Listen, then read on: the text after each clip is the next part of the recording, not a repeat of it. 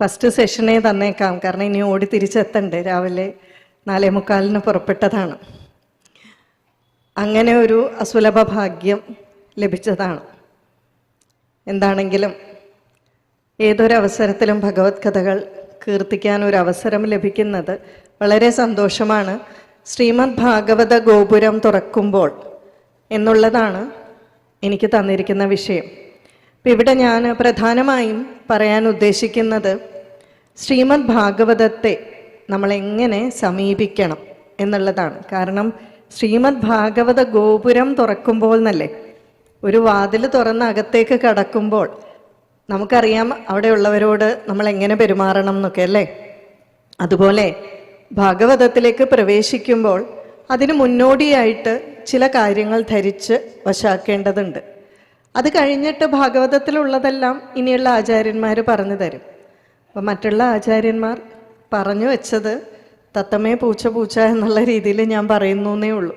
അതല്ലാതെ ഇത് പ്രത്യേകമായിട്ട് നമ്മൾ എവിടുന്നെങ്കിലും കൊണ്ടുവന്ന അറിവല്ല.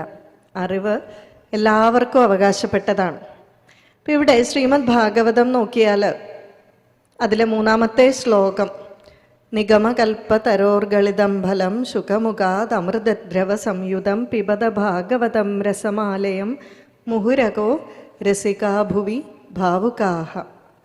എനിക്ക് വളരെ ഇഷ്ടപ്പെട്ട ഒരു ശ്ലോകമാണ് ഭാഗവതത്തിലെ.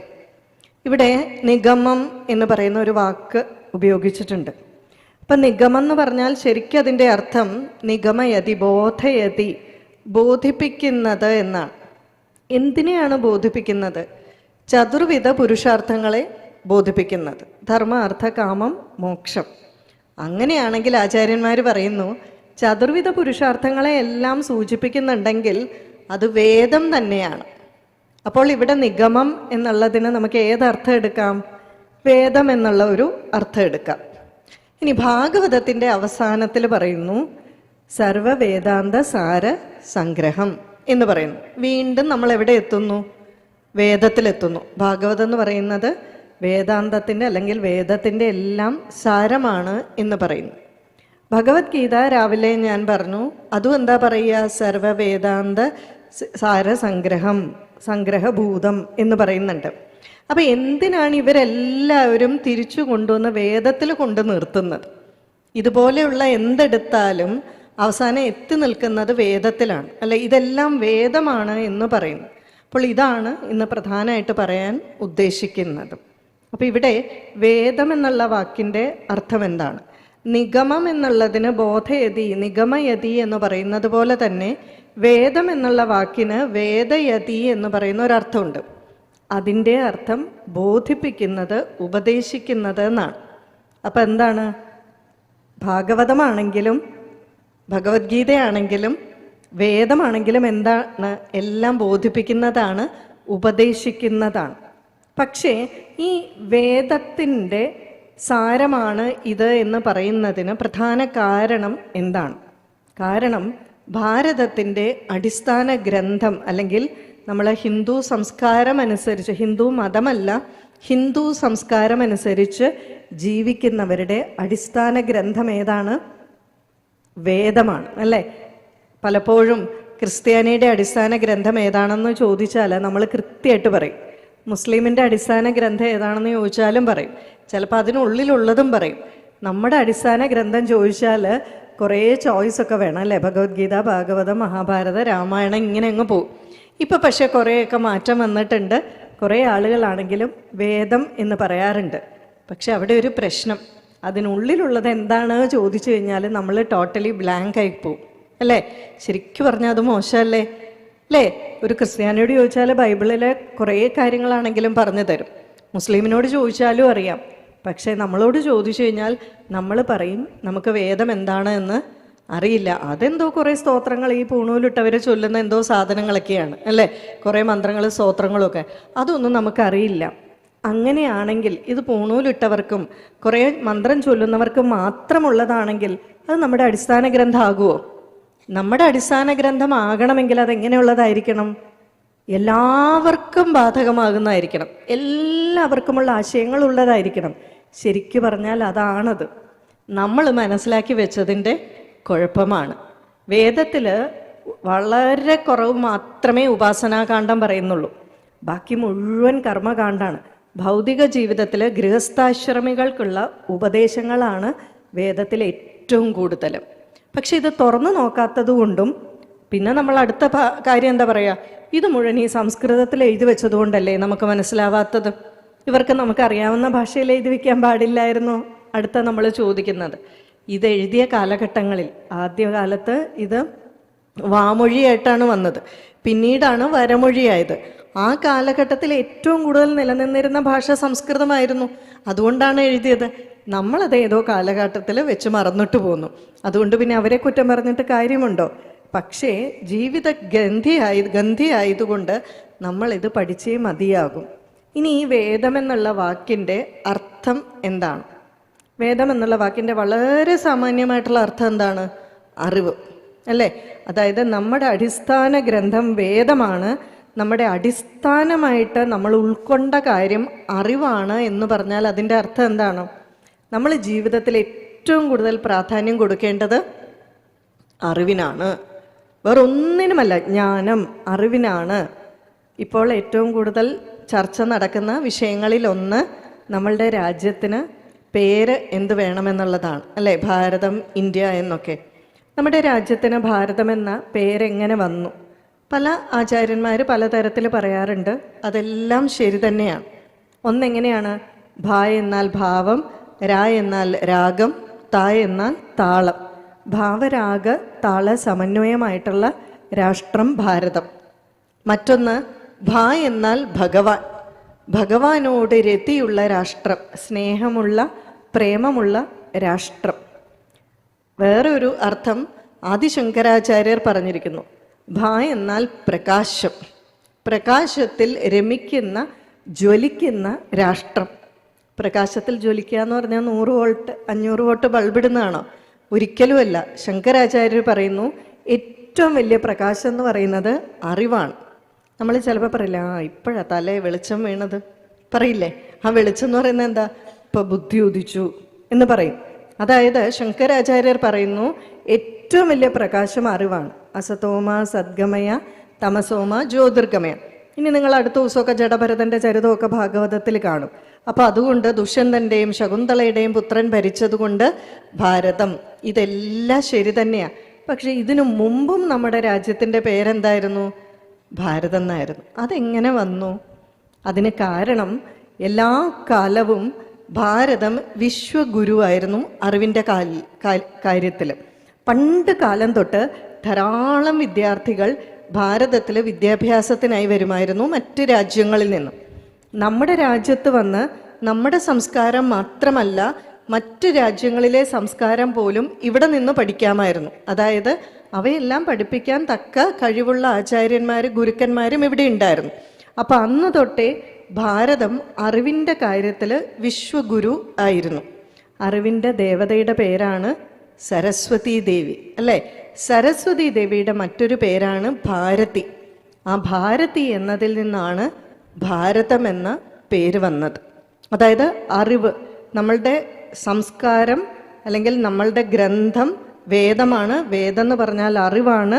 നമ്മളുടെ ഭാരതം എന്ന പേര് വന്നത് ഭാരതിയാണ്. അതായത് ആ നമ്മളുടെ ഭാരതം എന്നുള്ള രാഷ്ട്രമെടുത്താൽ അത് മുഴുവൻ അറിവിൽ നിറഞ്ഞു നിൽക്കുന്ന രാഷ്ട്രമെന്നാണ്.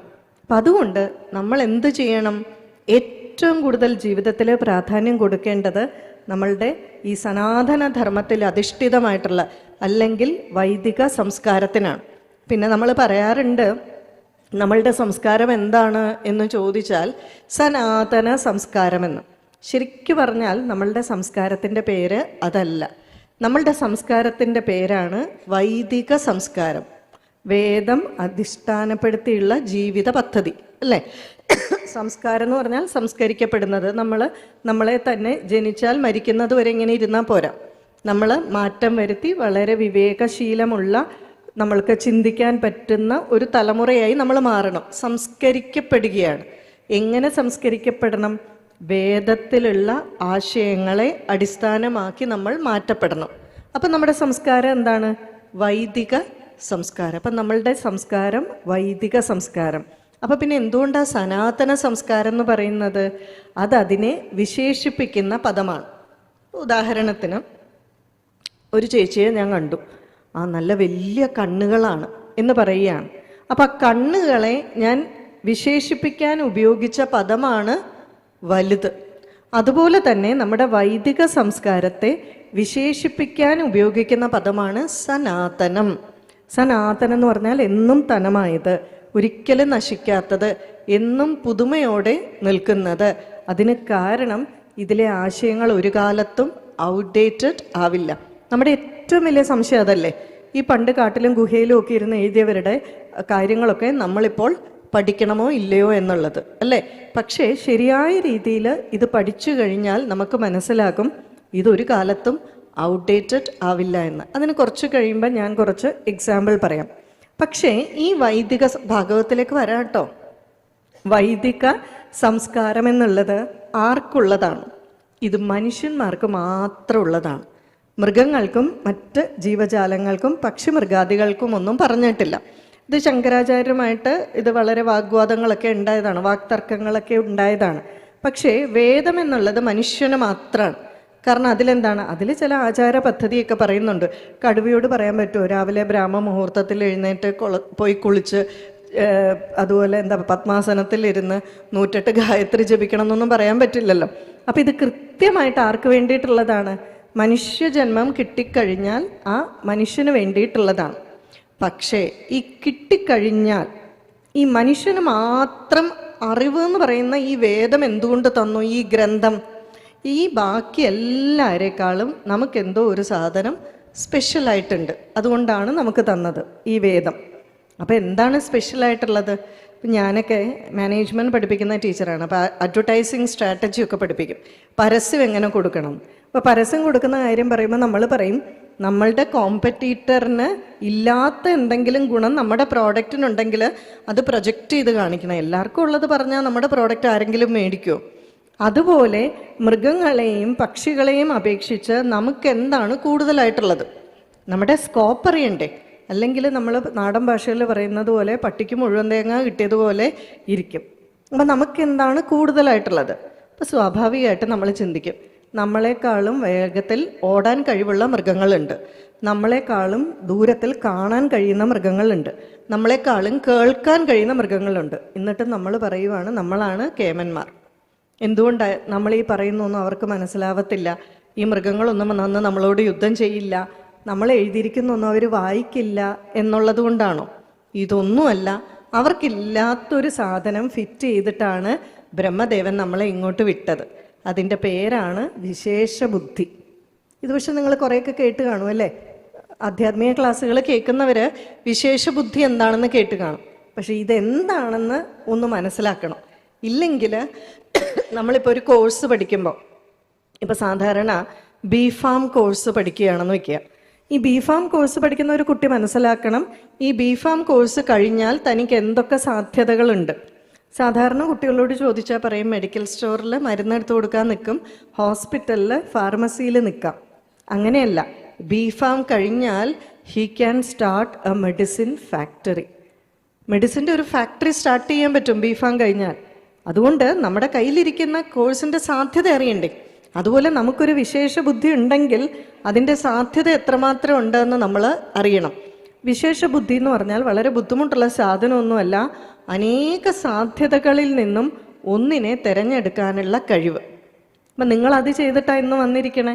ഇന്ന് നിങ്ങൾക്ക് എന്തൊക്കെ ചെയ്യാം. വീട്ടിലിരുന്ന് സുഖമായിട്ട് കിടന്നുറങ്ങാം, സീരിയൽ കാണാം, മൊബൈലിൽ തോണ്ടിക്കൊണ്ടിരിക്കാം, അപ്പുറത്തുള്ളവരെ വിളിച്ച് ഫോണിൽ സംസാരിച്ചുകൊണ്ടിരിക്കാം, എന്തൊക്കെ ചെയ്യാം.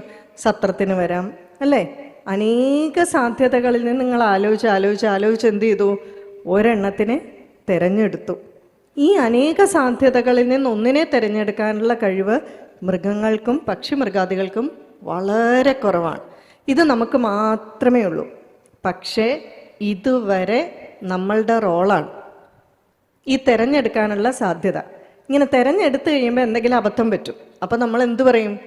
എന്നാലും ഞാൻ എത്ര കാലമായിട്ട് ഭഗവാനെ വിളിക്കുക, ഈ ഭഗവാൻ എന്നെക്കൊണ്ട് അങ്ങനെ ഒരു മണ്ടത്തരം ചെയ്യിക്കാതിരിക്കാൻ പാടില്ലായിരുന്നോ അല്ലേ?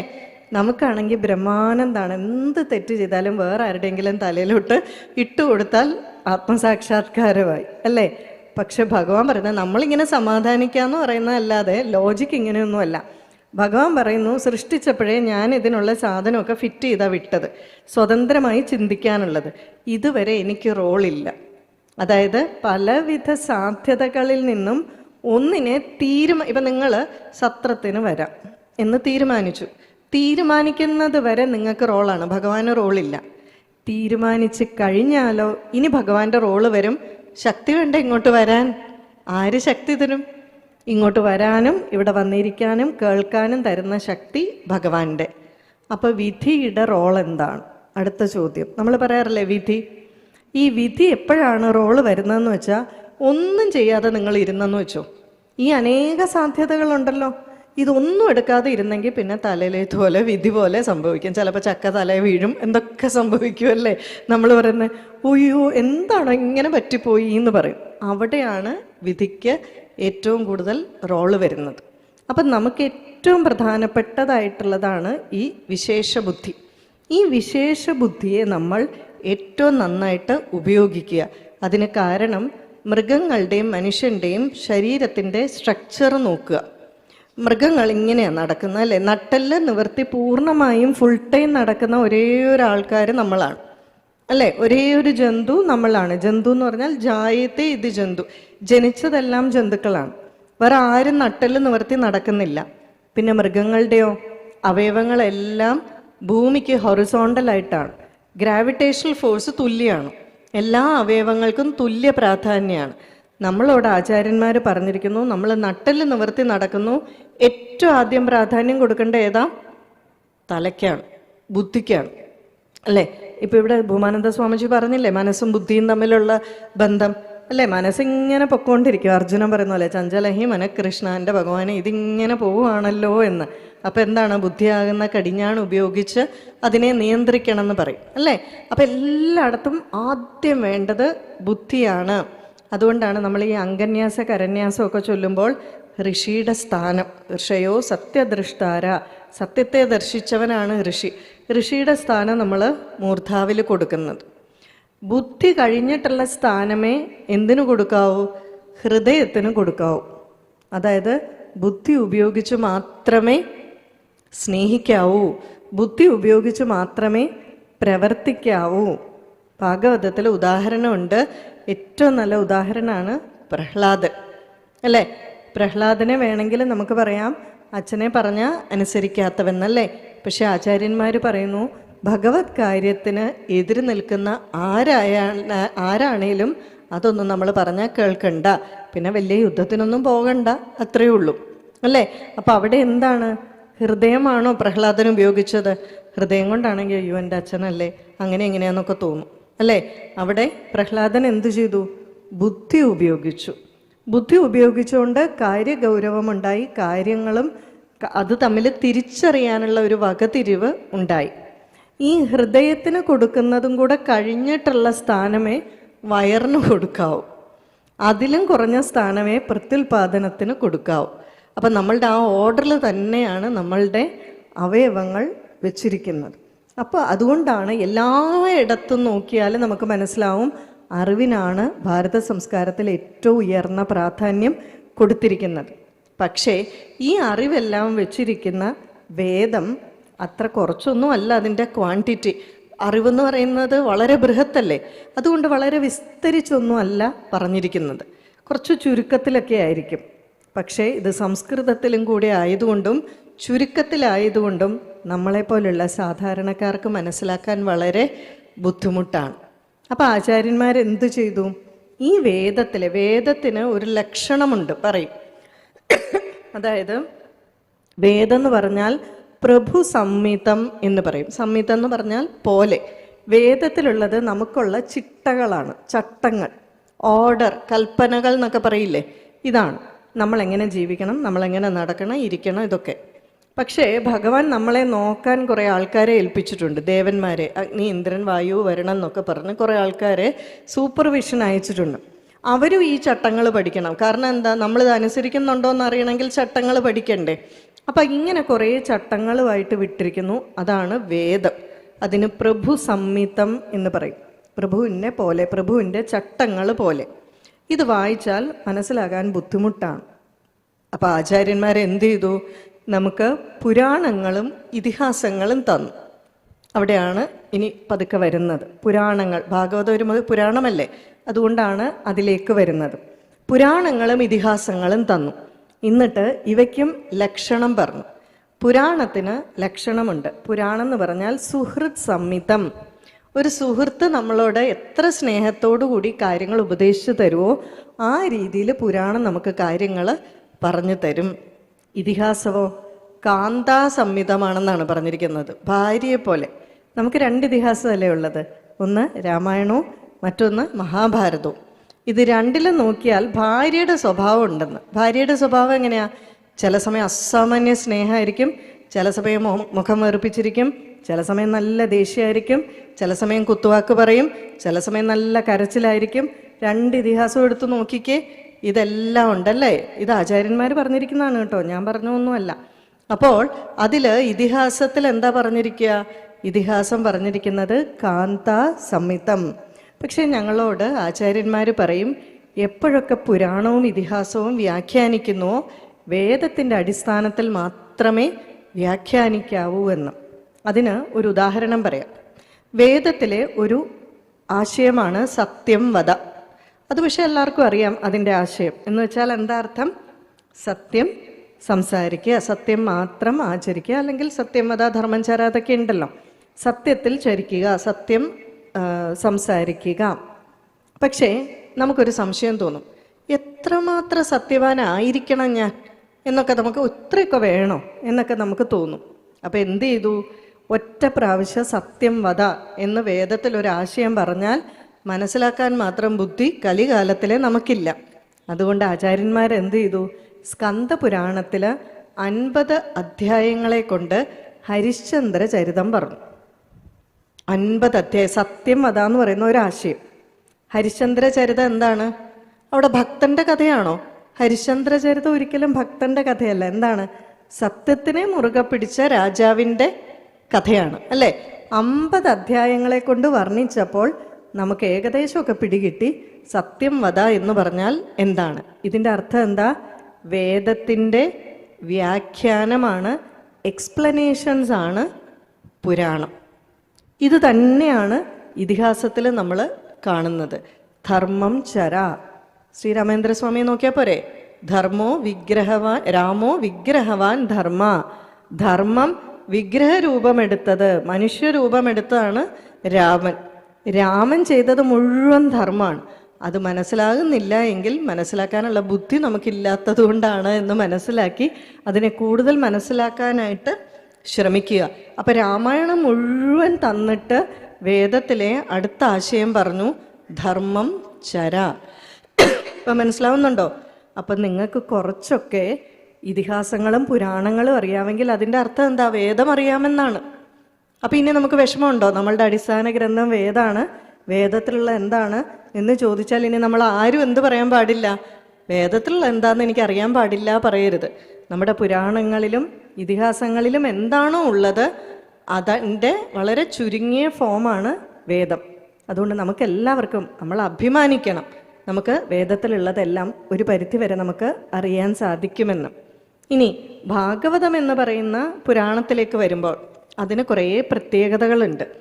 ഈ പുരാണങ്ങളിൽ ഭഗവാന്റെയോ ഭക്തൻ്റെയോ പേര് ചേർത്ത ഒരേ ഒരു പുരാണം ഇതാണ്. ഭ എന്ന് പറഞ്ഞാൽ ഭഗവാൻ, ഇത് ചേർത്തിട്ടുള്ളത്. അതെന്തുകൊണ്ടാണ്? ഇപ്പം സ്കന്ദപുരാണം എടുക്കുക, പത്മപുരാണം എടുക്കുക, വേറെ ഏത് പുരാണം വേണമെങ്കിലും എടുത്തോ. നിങ്ങൾ അതിൽ പോയി നോക്കിക്കഴിഞ്ഞാൽ എന്തെല്ലാം കാര്യങ്ങളാണെന്നറിയോ? ധാരാളം തരത്തിലുള്ള വ്രതങ്ങളുടെ മാഹാത്മ്യം, ധാരാളം സ്ഥലങ്ങൾ, തീർത്ഥസ്ഥലങ്ങളുടെ മാഹാത്മ്യം, ഇങ്ങനെയൊക്കെയുണ്ട്. വൈവിധ്യമാർന്ന ചരിതങ്ങളാണ്. പക്ഷേ ഭാഗവതത്തിൽ മാത്രമേ ഉള്ളൂ മുഴുവനും ഭക്തൻ്റെയും ഭഗവാന്റെയും ചരിതമുള്ളത്. മറ്റേതിൽ തീർത്ഥസ്ഥലങ്ങളുടെ ചരിതമുണ്ട്, വ്രതമുണ്ട്, എല്ലാം ഉണ്ട്. അതുകൊണ്ട് ആണ് വേറൊന്നിനും ഈ ഭാഗവതം എന്നുള്ള പേര് ലഭിക്കാത്തത്. ഭാഗവതം എന്നുള്ള പേര് ലഭിക്കണമെങ്കിൽ എന്ത് വേണം?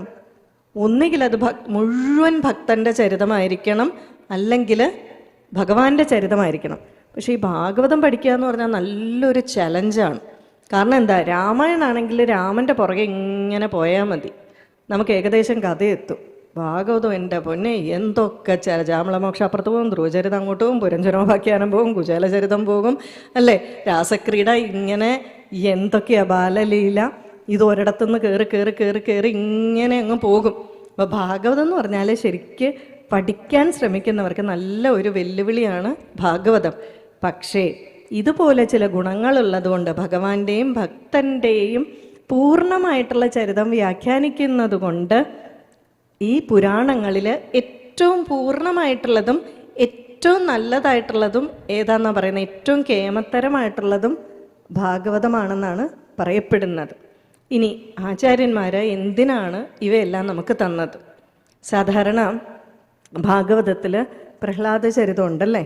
ഈ എനിക്ക് പൊതുവെ ഈ പ്രഹ്ലാദ ചരിതം, ധ്രുവചരിതമൊക്കെയാണ് കൂടുതൽ. അമ്മയായതുകൊണ്ടായിരിക്കും, നമ്മൾ സ്ത്രീകളായതുകൊണ്ടായിരിക്കാം എനിക്ക് കൂടുതൽ കിട്ടുന്ന വിഷയം ബാലലീല, ധ്രുവചരിതം, നരസിംഹാവതാരം വളരെ ചുരുക്കമാണ്, ഇങ്ങനെയൊക്കെ പ്രഭാഷണത്തിന് കിട്ടാറുണ്ട്.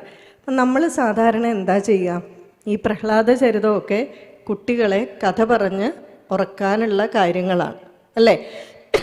പക്ഷേ ഒരിക്കലെങ്കിലും ഈ വെറുതെ കഥ പറഞ്ഞും അല്ലെങ്കിൽ പറഞ്ഞ് രസിക്കാനുമുള്ളതാണെങ്കിൽ വ്യാസഭഗവാൻ തൻ്റെ ജീവിതം മുഴുവൻ ഹോമിച്ച് ഈ ലക്ഷക്കണക്കിന് ശ്ലോകങ്ങൾ ഉൾപ്പെടുത്തി പുരാണം ക്രോഡീകരിക്കുമോ, ഈ ഇതുപോലെയുള്ള ഭാഗവതം പോലുള്ളവ എഴുതുമോ? ശരിയല്ലേ? ഒരു ജീവിതം മുഴുവൻ ഇതിനു വേണ്ടി ചെലവഴിച്ച് ഈ ആചാര്യന്മാർ നമുക്ക് ഇതിഹാസവും പുരാണങ്ങളും ഒക്കെ തന്നത് കഥ പറഞ്ഞ് രസിക്കാനാ? തീർച്ചയായിട്ടുമല്ല. വേദത്തിനുള്ളിലുള്ളത് നമ്മുടെ ജീവിത പദ്ധതിയാണ്. ജനിക്കുന്നത് തൊട്ട്, ജനിക്കുക എന്ന് പറഞ്ഞാൽ അതിനു മുമ്പുണ്ട് കേട്ടോ, ഗർഭത്തിൽ വരുന്നതിന് മുമ്പുണ്ട്, വിവാഹം തൊട്ട് മരണം വരെ നമ്മൾ എങ്ങനെ ജീവിക്കണം എന്നുള്ള ലൈഫ് ഗൈഡ് ലൈനാണ് വേദത്തിലുള്ളത്. അതിനെ സിംപ്ലിഫൈ ചെയ്ത് പറഞ്ഞിരിക്കുന്നതാണ് പുരാണവും ഇതിഹാസവും. അതായത് കേട്ട് രസിക്കാനുള്ളതല്ല, ജീവിതത്തിൽ പ്രാക്ടീസ് ചെയ്യാനുള്ളതാണ്. പ്രാക്ടീസ് ചെയ്ത് നോക്കിയാലേ ഇതുകൊണ്ടുള്ള നേട്ടം നമുക്ക് മനസ്സിലാവത്തുള്ളൂ. ശരിക്കും പറഞ്ഞാൽ ലോട്ടറി അടിക്കുന്നതിന് തുല്യമാണ്. ഇന്ന് നമ്മൾ നമ്മുടെ കുട്ടികളുടെ കുസൃതിയെപ്പറ്റിയും ഒക്കെ ബഹളം വയ്ക്കും. ഈ ആചാര്യന്മാർ പറഞ്ഞിരിക്കുന്ന പോലെ ഒന്ന് ശ്രമിച്ചു നോക്കിയാൽ മതി, എത്രമാത്രം സമാധാനം ഉണ്ടെന്നറിയാവോ. പക്ഷെ എന്നാണോ ഇതൊന്നും ജീവിതത്തിൽ പ്രാവർത്തികമാക്കാനുള്ളതല്ല, മറിച്ച് ഔട്ട്ഡേറ്റഡ് സിലബസ് ആണെന്ന് തീരുമാനിച്ചോ, അന്ന് തൊട്ട് നമ്മുടെ സമൂഹത്തിലെ ജനങ്ങളുടെ സ്വഭാവത്തിൽ മാറ്റം വരാൻ തുടങ്ങി. ഇതാണ് നമ്മൾ ഇന്ന് നേരിടുന്ന ഏറ്റവും വലിയ പ്രശ്നം അല്ലേ. കുട്ടി കുരുത്തക്കേട് കാണിക്കുമ്പോൾ അമ്മ കുഞ്ഞിനെ കാണിച്ചിട്ട് ഭർത്താവിനോട് പറയും, അതെങ്ങനെ നിങ്ങളുടെ സ്വഭാവമല്ലേ കാണിക്കുന്നേ അല്ലേ. അങ്ങനെ അച്ഛൻ്റെ സ്വഭാവവും കുരുത്തക്കേടുമാണ് മോന് കിട്ടുന്നതെങ്കിൽ എങ്ങനെയാ ഹിരണ്യകശിപുവിനെ പോലുള്ള ദുഷ്ടന് ഇതുപോലൊരു തങ്കക്കുടം ഉണ്ടായത് അല്ലേ? ചിന്തിക്കേണ്ട കാര്യമല്ലേ. അപ്പം അവിടെ എന്ത് ചെയ്തു? ഗർഭിണിയായപ്പോൾ അമ്മ കയാതു കൃത്യമായിട്ട് ചെയ്യേണ്ടത് ചെയ്തു. അപ്പോൾ അമ്മ ഗർഭകാലത്ത് ചെയ്യേണ്ടത് ചെയ്താൽ ഭാഗവതം നമുക്ക് കാണിച്ചു തരിക. ഈ രീതിയിൽ വേണം ഇനി നിങ്ങൾ എല്ലാ ദിവസവും ഭാഗവതത്തെ സമീപിക്കാൻ. അതുകൊണ്ടാണ് അമ്മ ചെയ്യേണ്ടത് ചെയ്താൽ ഒരു പരിധി വരെ ഈ കുഞ്ഞിൻ്റെ സ്വഭാവത്തിൽ മാറ്റം വരുത്താൻ സാധിക്കും. പിന്നെ കുറച്ചൊക്കെ ആ കുഞ്ഞിൻ്റെ പൂർവ്വവാസനയും പൂർവ്വ ജന്മങ്ങളുമൊക്കെ ഉണ്ട്. അപ്പോൾ ഇവിടെ എങ്ങനെയാണ് ഒരു സത്സന്താനം ഉണ്ടാകുന്നത് എന്ന് ഭാഗവതത്തിൽ പ്രഹ്ലാദ ചരിതം കാണിച്ചു തരുന്നു. കൾച്ചറൽ അംബാസിഡർ ഓഫ് ഇന്ത്യ എന്നറിയപ്പെടുന്ന രംഗനാഥാനന്ദ സ്വാമിജി ഒരിക്കൽ പറയുകയുണ്ടായി, ഞാൻ ധാരാളം രാജ്യങ്ങളിൽ പ്രഭാഷണത്തിന് പോകും, എല്ലാ തരത്തിലുള്ള ആളുകളോട് സംസാരിക്കും. പക്ഷേ എനിക്ക് ഏറ്റവും കൂടുതൽ ഇഷ്ടപ്പെട്ടത് ആരെയാണ്? കൊച്ചു കുട്ടികളെയാണ്. അവരുടെ ആ നിഷ്കളങ്കത എന്ന് പറയുന്നത് എല്ലായിടത്തും ഒരുപോലെയാണ്. അത് സാംബിയയിലെ കുട്ടിയാണെങ്കിലും ശരി, US കുട്ടിയാണെങ്കിലും ശരി, ഇന്ത്യയിലെ കുട്ടികളാണെങ്കിലും ശരി. പക്ഷെ സ്വാമിജി പറയുന്നു 12 വയസ്സാകുമ്പോഴേക്കും ഇതിൽ കുറച്ച് പേരുടെയെങ്കിലും സ്വഭാവത്തിൽ മാറ്റം വരുന്നു. അതെന്തുകൊണ്ട്? സമൂഹത്തിൻ്റെ സ്വാധീനം. ഈ സമൂഹത്തിൻ്റെ സ്വാധീനം, അവരെപ്പോഴല്ലേ സമൂഹമായിട്ട് കൂടുതൽ ഇടപഴകുക, അപ്പം സമൂഹത്തിൻ്റെ സ്വാധീനം അതിലേക്ക് വരുന്നു. ഈ സമൂഹത്തിൻ്റെ സ്വാധീനം വരുമ്പോൾ എന്തുകൊണ്ട് ഈ കുട്ടികൾ ഇളകിപ്പോകുന്നു? അതാണ് നമ്മൾ അടുത്ത് ചിന്തിക്കേണ്ട വിഷയം. ഇളകിപ്പോകുന്നതിന് കാരണം അടിത്തറ ഉറപ്പില്ലാത്തതുകൊണ്ട്, അടിസ്ഥാനം ഉറപ്പില്ലാത്തതുകൊണ്ട്. നമ്മൾ സാധാരണ പറയാറില്ലേ, ഉയരം കൂടുന്തോറും വീഴ്ചയുടെ ആഴം കൂടും. പക്ഷെ എപ്പോഴും അങ്ങനെയൊന്നുമല്ല. ഇപ്പം നമ്മളിവിടെ ലിഫ്റ്റിൽ വന്നു അല്ലേ? ലിഫ്റ്റിൽ വരുമ്പോൾ ഒരു 10ാം നിലയിലെത്തിയിട്ട് ലിഫ്റ്റ് പൊട്ടിയെന്ന് വിചാരിക്കുക. ലിഫ്റ്റ് പൊട്ടിയെന്ന് വെച്ചാലും എങ്ങനെയെങ്കിലും അങ്ങ് കറക്റ്റ് തിരിച്ച് ഇടിച്ചു വീഴും അല്ലേ? പക്ഷെ വലിയ പ്രശ്നമൊന്നും നമുക്ക് സംഭവിക്കത്തില്ല. കാരണം എന്താ? നമ്മളൊരു അടിസ്ഥാനത്തിലാണ് നിൽക്കുക. നേരെ മറിച്ച് നമ്മളൊരു ഡൈവിങ്ങിനോ വല്ലതും പോവുകയാണ്, ഒരു വള്ളി പിടിച്ചുകൊണ്ട് നിൽക്കുകയാണ്. വള്ളി എങ്ങാനും പൊട്ടിപ്പോയാലോ? പൊടി പോലുമില്ല കണ്ടുപിടിക്കാൻ അല്ലേ? അപ്പം അടിസ്ഥാനം ഉറച്ചതാണെങ്കിൽ എത്ര ഉയരത്തിൽ പോയാലും വീഴ്ചയുടെ ആഴം കുറവായിരിക്കും. ഇപ്പം എന്നോട് കോളേജിൽ പേരൻസ് ഇടയ്ക്ക് വന്നിട്ട് പറയും, മിസ്സേ മോൾക്ക് UK പോകണമെന്ന് ആഗ്രഹം, പക്ഷേ എനിക്ക് ഭയങ്കര പേടി എവിടെ. അപ്പം ഞാൻ ചോദിച്ചു അതെന്താ? അല്ല അവിടെ ചെന്ന് വല്ലതും ലൈനൊക്കെ അടിച്ചാലോ, വല്ലോ പയ്യന്മാരുടെ കൂടെ പോയാലോ, പിന്നെ നമ്മുടെ സംസ്കാരമൊക്കെ മറന്നുപോയാലോ, ഞങ്ങളെയൊക്കെ മറന്നുപോയാലോ എന്നൊക്കെ ചോദിക്കും. അപ്പോൾ എന്തുകൊണ്ട് ഈ ഭയം വരുന്നു എന്ന് വെച്ചാൽ, ശരിക്കും പറഞ്ഞാൽ കുട്ടികളെ ഒരിക്കലും കുറ്റം പറയാൻ പറ്റില്ല. മാതാപിതാക്കൾ കൊടുക്കേണ്ട സമയത്ത് കൊടുക്കേണ്ടത് കൊടുക്കണം. അതല്ലെങ്കിൽ ഇങ്ങനെയൊക്കെ സംഭവിക്കും. ഇവിടെ എന്താണെന്ന് വെച്ചാൽ, ആ അടിസ്ഥാനം വളരെ ഉറപ്പുള്ളതാണെങ്കിൽ ഒരു കാലത്ത് ഈ കുട്ടികൾക്ക് ഒരു മാറ്റവും സംഭവിക്കില്ല. പക്ഷെ ഈ അടിസ്ഥാനം എവിടെ നിന്ന് തുടങ്ങണം? ഇത് നമ്മുടെ ഭാഗവതം കാണിച്ചു തരുന്നു. അതായത് ഒരു സ്ത്രീയും പുരുഷനും വിവാഹം കഴിക്കുന്നത് തൊട്ട് ഇതിഹാസങ്ങളിലും പുരാണങ്ങളിലും എല്ലാം ഈ ചരിതം പ്രാക്ടിക്കൽ ലൈഫ് എക്സാമ്പിൾസ് ആണ് പറയുക. അല്ലാതെ ചുമ്മാ ഇങ്ങനെ തലയ്ക്ക് മുകളിൽ കൂടി പോകുന്ന ആശയങ്ങളൊന്നുമല്ല. വിവാഹം ചെയ്ത ശേഷം, സമയം കുറച്ച് കുറവായതുകൊണ്ട് ഞാൻ കുറച്ച് സ്പീഡിൽ പറയുകയാണ് കേട്ടോ, നിങ്ങളൊന്ന് ശ്രദ്ധിച്ചിരിക്കാൻ ശ്രമിക്കുക. വിവാഹത്തിൻ്റെ കാര്യം പോലും പറയുന്നുണ്ട്. എങ്ങനെയുള്ളവർ തമ്മിൽ വിവാഹം കഴിക്കണം? ഞാൻ ഈ പറയാൻ പോകുന്ന ഒരു ജനറലൈസ്ഡ് സ്റ്റേറ്റ്മെൻറ്റാണ്. ഇങ്ങനെ അല്ലാതെ ആരെങ്കിലും വിവാഹം കഴിച്ച് സുഖമായിട്ട് ജീവിക്കുന്നുണ്ടെങ്കിൽ സന്തോഷമേ ഉള്ളൂ കേട്ടോ. അതായത് ഏകദേശം ഒരേ സ്റ്റേറ്റസിലുള്ളവർ തമ്മിലേ വിവാഹം കഴിക്കാവൂ. വിദ്യാഭ്യാസം കൊണ്ടും സാംസ്കാരികമായിട്ടും ധനപരമായിട്ടും സാമൂഹികപരമായിട്ടും ഒരുപോലെ ഉണ്ടായിരിക്കണം. അല്ലെങ്കിൽ അവിടെ ഈഗോ ക്ലാഷ് ഉണ്ടാകും അല്ലേ? ഒരു കുടുംബം വളരെ പൈസ കൂടിയതാണ്, മറ്റേത് വളരെ കുറവാണെന്നൊക്കെ പറഞ്ഞാൽ അവിടെ പല പ്രശ്നങ്ങളും ഉണ്ടാവും. ഈ ഡോക്ടേഴ്സിനെ കണ്ടിട്ടുണ്ട്, അവർ ഡോക്ടേഴ്സിനെ വിവാഹം കഴിക്കും. കാരണം അവരുടെ ആ ലൈഫിൻ്റെ ചലഞ്ചും ബുദ്ധിമുട്ടും മനസ്സിലാക്കാൻ മറ്റൊരു ഡോക്ടർക്കേ പറ്റൂ. ഫിലിം സ്റ്റാർസൊക്കെ കല്യാണം കഴിക്കുന്ന കണ്ടിട്ടില്ലേ? എല്ലാം ഈ ഒരു രീതിയിലാണ് അവർ ചെയ്യുക. ഇനി വിവാഹം കഴിച്ചാലോ, നമ്മളുടെ ഈ ഗ്രന്ഥങ്ങളിൽ പറയുന്നു സ്ത്രീധനത്തെ പറ്റി. ഈയിടെ ഒരു പെൺകുട്ടി, ഒരു ഡോക്ടർ അല്ലേ, പെൺകുട്ടി ആത്മഹത്യ ചെയ്തു. സ്ത്രീധനത്തിനെ പറ്റി നമ്മുടെ ഗ്രന്ഥങ്ങളിൽ കൃത്യമായിട്ട് പറഞ്ഞിട്ടുണ്ട്. സ്ത്രീധനമൊക്കെ നമ്മുടെ ഗ്രന്ഥത്തിൽ പറഞ്ഞിട്ടുണ്ട്. പക്ഷെ അത് കൊടുക്കുന്ന ആർക്കാ? ഈ പെൺകുട്ടിക്കാണ്. ഒരു കാലത്തും ഈ പെൺകുട്ടിയുടെ ധനത്തിൽ ഭർത്താവിന് അവകാശമില്ല. എന്തിനു വേണ്ടിയിട്ടാണ്? പുതിയൊരു വീട്ടിലേക്ക് വരികയാണ്, അവൾക്കൊരു സേഫ്റ്റി സെക്യൂരിറ്റി വേണ്ടേ? താനൊന്നുമില്ലാതെ ഇങ്ങ് വരികയാണെന്ന് വരരുത്. അവൾക്കൊരു വില വേണ്ടേ കുടുംബത്തിൽ? അതുകൊണ്ട് അവളുടെ ആ ഒരു മെൻ്റൽ സെക്യൂരിറ്റിക്ക് വേണ്ടി അച്ഛൻ കൊടുത്തു വിടുന്നതാണ്. അവൾക്കത് ചിലവാക്കാം.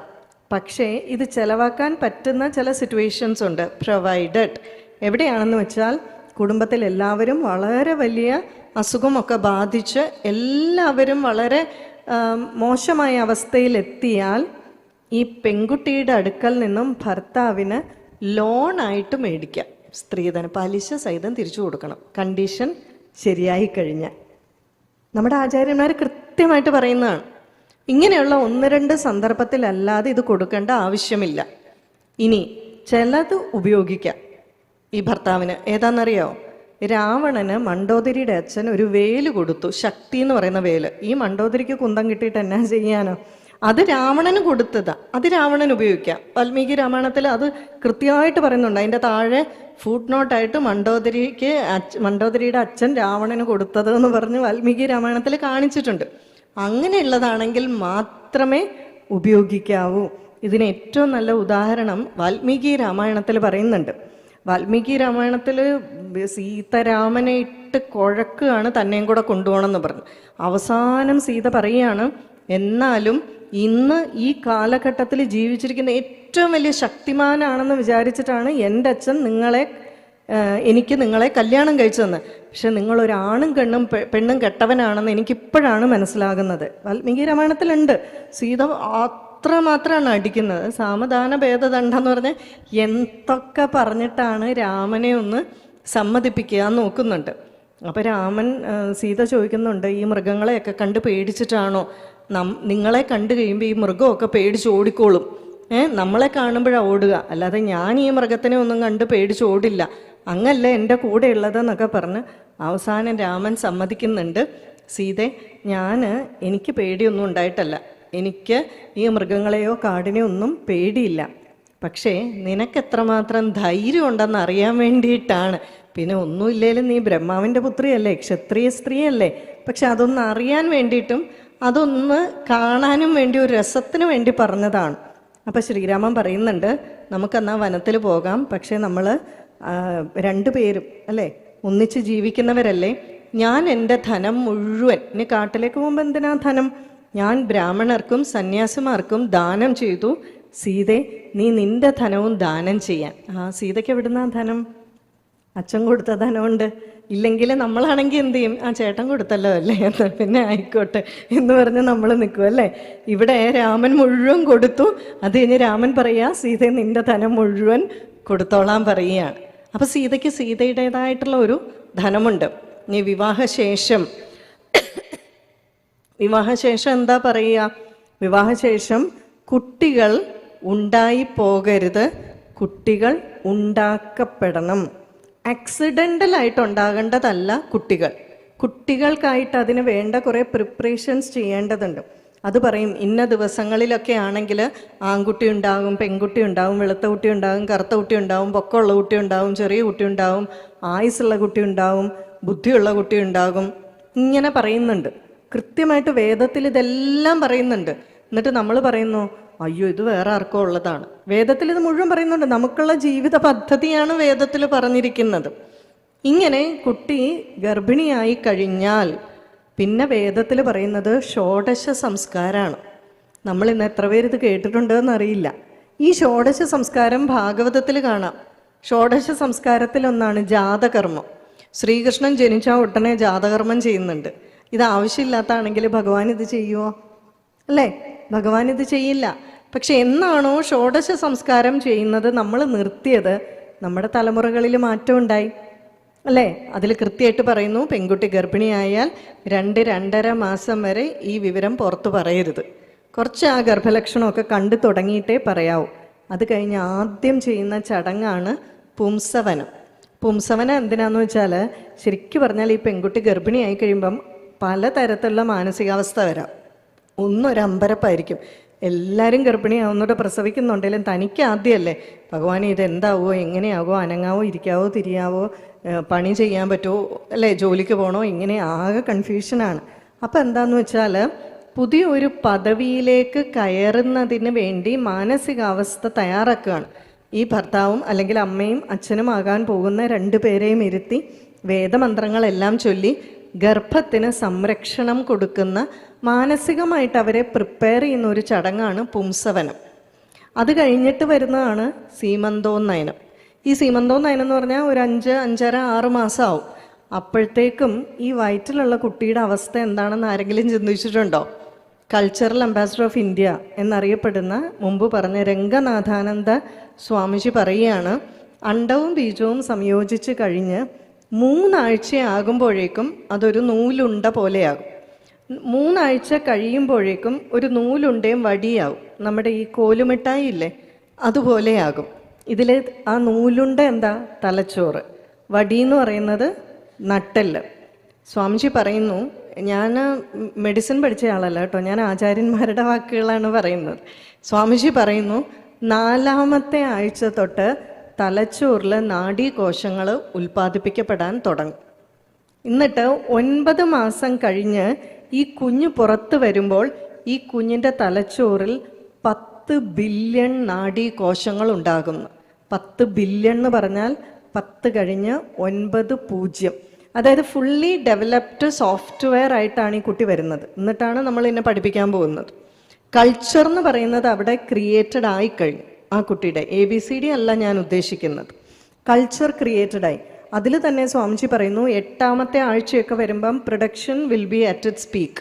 അപ്പോൾ 2.5 ലാക്സ് ആണ് പെർ മിനിറ്റിൽ പ്രൊഡ്യൂസ് ചെയ്യുന്നത്. 9 months on an average 1.5 lakhs നാഡീകോശങ്ങളാണ് പ്രൊഡ്യൂസ് ചെയ്യുന്നത്. അതുകൊണ്ടാണ് ഗർഭ ഉപനിഷത്തും ഗർഭ സംസ്കാരവും ഒക്കെ നമുക്കുള്ളത്. ഈ 6ാം മാസത്തിൽ സീമന്തോനയന സമയത്ത് എന്ത് ചെയ്യും? പേരാൽനിൻ മുട്ടിൻ്റെ പാലും നെയ്യും ഒക്കെ കലക്കി കഴിക്കാൻ തരും. കുറേ ഔഷധ ഇതുണ്ട്. പ്രകൃതിയോടും സസ്യലതാദികളോടുമൊക്കെ ഈ ഗർഭത്തിലെ കുഞ്ഞിനെ രക്ഷിക്കണമെന്നും ബന്ധുമിത്രാദികളെയൊക്കെ വിളിച്ചു വരുത്തി അവരുടെയൊക്കെ അനുഗ്രഹം മേടിക്കും. ഇതൊക്കെ ഒരു സൈക്കോളജിക്കലായിട്ടുള്ള ട്രീറ്റ്മെൻറ്റാണ്. മന്ത്രത്തിനും എഫക്റ്റ് ഉണ്ട്. ഈ സമയം ശ്രദ്ധിച്ചിട്ടുണ്ടോ? നമ്മൾ അമ്പലത്തിൽ നിന്ന് നെയ്യൊക്കെ സേവിക്കും. നെയ്യ് എന്ന് പറഞ്ഞാൽ ബുദ്ധിക്കുള്ള പ്രധാന സാധനമാണ് അല്ലേ? അമ്പലത്തിൽ നിന്ന് നെയ്യ് സേവിക്കുന്നു. ഈ ആയുർവേദ ഇതിൽ കണ്ടിട്ടില്ല, എല്ലാം നെയ്യാണ്. നമ്മൾ എഴുത്തിനിരുത്തുന്ന പോലും വേണമെങ്കിൽ തേനിന് പകരം നെയ്യിൽ മുക്കി ചെയ്യാൻ സാധിക്കും. ഇത് കഴിയുന്ന സമയം തൊട്ട് വളരെ ശ്രദ്ധിക്കണം. 6ാം മാസം തൊട്ട് ഈ പഞ്ചേന്ദ്രിയങ്ങൾ പതുക്കെ പതുക്കെ കുട്ടിയുടെ ഡെവലപ്പ് ചെയ്യും. അത് ഒരു ഓർഡറിലാണ് ഡെവലപ്പ് ചെയ്യുക. ഫസ്റ്റ് ഡെവലപ്പ് ചെയ്യുന്നത് കുഞ്ഞിൻ്റെ ചെവിയാണ്. കുട്ടിക്ക് കേൾക്കാൻ സാധിക്കും. കേൾക്കാൻ സാധിക്കുന്നു എന്ന് പറയുമ്പോൾ ലാംഗ്വേജ് മനസ്സിലാക്കാൻ പറ്റുന്ന ആരും വിചാരിക്കരുത് കേട്ടോ. ലാംഗ്വേജ് അല്ല, കുട്ടിക്ക് ഭാവം മനസ്സിലാവും. ഇപ്പോൾ ഒരു ജപ്പാൻകാരൻ ഇവിടെ വന്ന് നിന്ന് എന്നെ നല്ല ജപ്പാൻ ഭാഷയിൽ ചീത്ത വിളിച്ചാൽ എനിക്ക് നന്നായിട്ട് മനസ്സിലാവും എന്നെ ചീത്ത വിളിക്കുക. എനിക്ക് ജപ്പാൻ ഭാഷ അറിയേണ്ട ആവശ്യമൊന്നുമില്ല. അതുകൊണ്ടാണ് പറയുന്നത് 6ാം മാസം തൊട്ട് ഇത്രമാത്രം നാഡീകോശങ്ങൾ ഡെവലപ്ഡ് ആയതുകൊണ്ട് ഈ കുട്ടിക്ക് പുറത്ത് നടക്കുന്ന എല്ലാം കേൾക്കാൻ സാധിക്കും. ചെവി ഡെവലപ്പ് ചെയ്യും. അപ്പോൾ തൃപ്പൂണിത്തറ കോവിലകത്തിലെ തമ്പുരാട്ടിമാർ ഗർഭിണികളായി കഴിഞ്ഞാൽ പൊക്കിളിൽ തൊട്ടുകൊണ്ട് പൂർണ്ണത്രയീശനെ പ്രദക്ഷിണം വെച്ച് നാമം ജപിക്കും. പൊക്കിളുമായിട്ടാണ് അമ്മയുടെ പ്രധാന ബന്ധം അല്ലേ? പൊക്കിളിൽ കൂടിയാണ് കുഞ്ഞ് പ്രാണൻ എടുക്കുന്നത്. അപ്പം അതുകൊണ്ട് പൊക്കിളിൽ തൊട്ടുകൊണ്ട് ജപിക്കും. സ്പർശവും കുറച്ച് കണ്ണ് മൂക്ക് നാക്ക് തൊക്കെ ചെവിയല്ലേ? അപ്പം ചെറുതായിട്ട് തൊക്ക് ഡെവലപ്പാകും, ചെവിയും ഡെവലപ്പാകും. അതുകൊണ്ടാണ് ഈ സമയം ടി വിയും ബഹളവും സീരിയലും വഴക്കും ഒന്നും ഉണ്ടാക്കരുതെന്നൊക്കെ പറയുന്നത്. കുട്ടി എന്താണോ കേൾക്കുന്നത് ഈ സമയത്ത് അതായിരിക്കും കുട്ടിയിൽ കൂടുതലായിട്ട് വരുന്നത്. യേശുദാസിൻ്റെ മോനെങ്ങനെ ഇങ്ങനെ പാടുന്നത്, സുജാതയുടെ മോളെന്താ ഇങ്ങനെ പാടുന്നത്, എന്താണോ ഗർഭത്തിൽ ഏറ്റവും കൂടുതൽ കിട്ടിയ സംസ്കാരം അതാണ് ആ കുട്ടിയിൽ കൂടുതലായിട്ട് ഉണ്ടാകുക. വിശ്വാസം ഇല്ലെങ്കിൽ നിങ്ങളൊന്ന് പരീക്ഷിച്ച് നോക്കൂ. കുറേ പേർക്കൊക്കെ സമയം കഴിഞ്ഞു പോയിട്ടുണ്ടായിരിക്കാം. പക്ഷെ മക്കളെ കൊണ്ടോ മക്കളുടെ മക്കളെ കൊണ്ടോ ഒന്ന് ചെയ്യിച്ചു നോക്കൂ. ചെയ്യിച്ചു നോക്കിയിട്ട് പറയൂ. അതല്ലാതെ ഇതെല്ലാം അന്ധവിശ്വാസമാണ്. 10 മാസം ചെയ്യേണ്ടത് ചെയ്താൽ കുഞ്ഞ് പുറത്തു വന്നിട്ട് 40 വർഷം അതിനെ നന്നാക്കാൻ നടക്കുന്നതിലും ഭേദം 10 മാസം ചെയ്യേണ്ടത് ചെയ്താൽ മതി. അപ്പം ഇതിലേതാ എളുപ്പം, ലാഭം? 10 മാസം ചെയ്യേണ്ടത് ചെയ്താലല്ലേ? ട്രൈ ചെയ്ത് നോക്കൂ. എന്നിട്ട് വേണ്ട എങ്കിൽ വിട്ടേക്കുക, അത്രയേ ഉള്ളൂ. 8ാം മാസത്തിലാണ് അർജുനനോട് ശ്രീകൃഷ്ണൻ പറയുന്നത്, അർജുന, നീ പറയുന്ന എല്ലാം സുഭദ്രയുടെ ഗർഭത്തിലുള്ള കുഞ്ഞ് കേൾക്കുന്നുണ്ട്. അപ്പം അതിൻ്റെ ചെവി ഡെവലപ്ഡ് ആയെന്നല്ലേ അർത്ഥം? അർജുനൻ ഈ ഭർത്താക്കന്മാർ വൈകുന്നേരം വീട്ടിൽ വന്നാൽ ഓഫീസ് വിശേഷം പറയും അല്ലേ? ക്ഷത്രിയന്മാരുടെ ഓഫീസ് വിശേഷം എന്ന് പറയുന്ന യുദ്ധമാണ്. അപ്പം എന്ത് ചെയ്തു? അർജുനൻ എല്ലാ ദിവസവും വന്ന് യുദ്ധവിശേഷം പറയും. അപ്പോഴാണ് ശ്രീകൃഷ്ണൻ പറഞ്ഞത് സുഭദ്രയുടെ വയറ്റിലുള്ള കുഞ്ഞ് കേൾക്കുന്നുണ്ട് എന്ന് അല്ലേ?